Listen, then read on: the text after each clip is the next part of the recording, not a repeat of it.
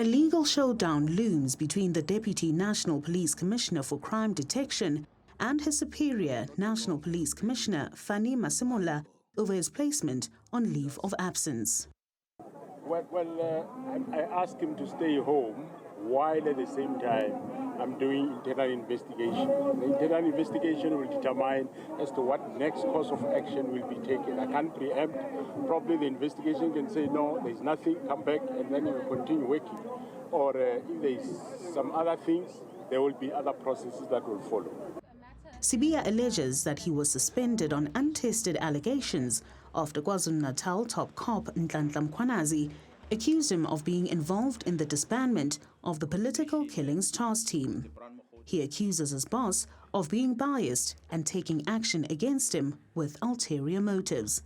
Sibiya says Masemola's internal investigation is unlawful as he does not have the powers to institute such action and that only a disciplinary officer can, as prescribed by Section 6, Subsection 2 of the disciplinary regulations that govern the discipline of SAPS members.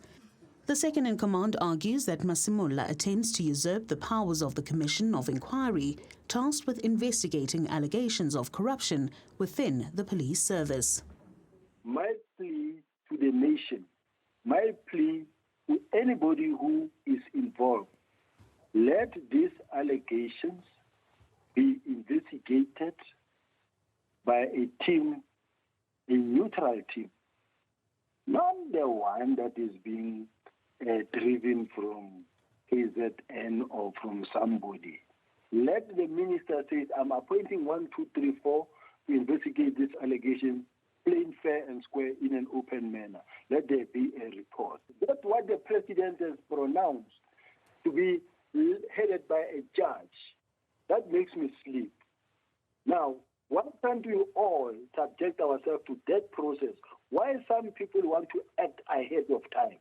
If I receive a letter that says I must stay at home because I'm being investigated, people are running around obtaining statements, is it not a parallel process to that what the president has put in place?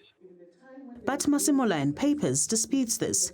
He argues that the decision was not based on the explosive allegations made by Mkhwanazi, but instead his decision to continue with implementing an immediate disbandment of the work of the task team against Masemola's instruction of a phased-out approach.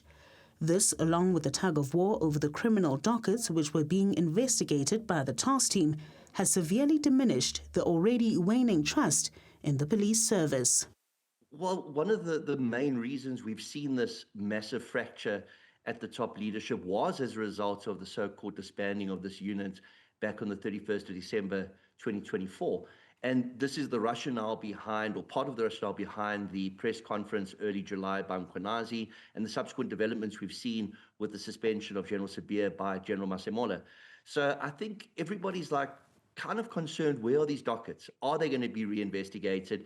This rift that's occurred in the top leadership of SAPS, is it being remedied? What's going to happen? And of course, everybody was relieved by the president returning from Brazil and talking about the fact that this commission is going to be established. But now we're seeing that this commission, although established on paper, has yet to hear its first witness. So again, this trust deficit between the police and the population of this country is becoming almost non-existent. Masemola argues that his decision against Sibiya was not unlawful and was in line with Section 207, Subsection 2 of the Constitution, which provides that the National Police Commissioner must exercise control over and manage the police service.